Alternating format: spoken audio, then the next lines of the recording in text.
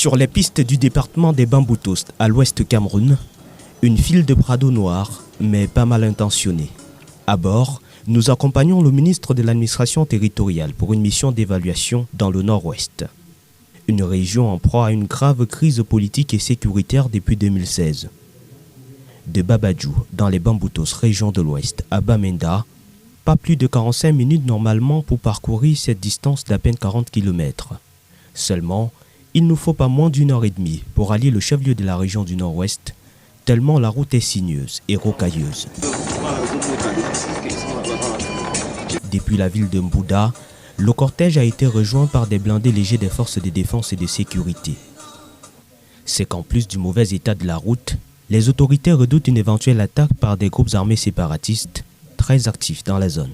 À l'avant de la colonne, un véhicule chargé d'éléments du BIR joue les éclaireurs. Nous roulons par endroits à moins de 40 km/h. À l'entrée de la région du nord-ouest, Santa, un village témoin de la crise sécuritaire.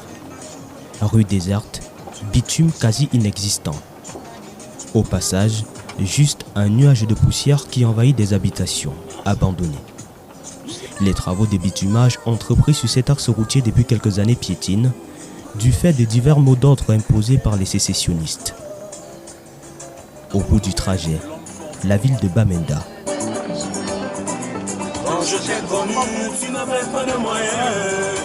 Contrairement aux villages environnants, il y a de la vie dans le chef-lieu de la région du nord-ouest.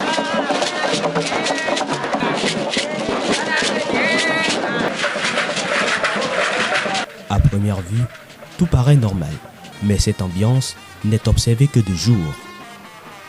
À la nuit tombée, la ville est comparable au couloir de l'ombre de la mort. Aucun signe de vie, pas d'éclairage public.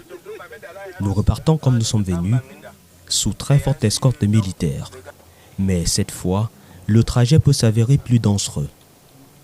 Un blindé lourd est en poste avancé pour détecter d'éventuelles poses d'engins explosifs.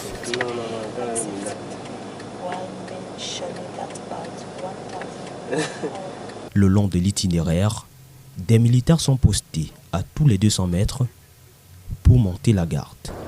On vit alors partout.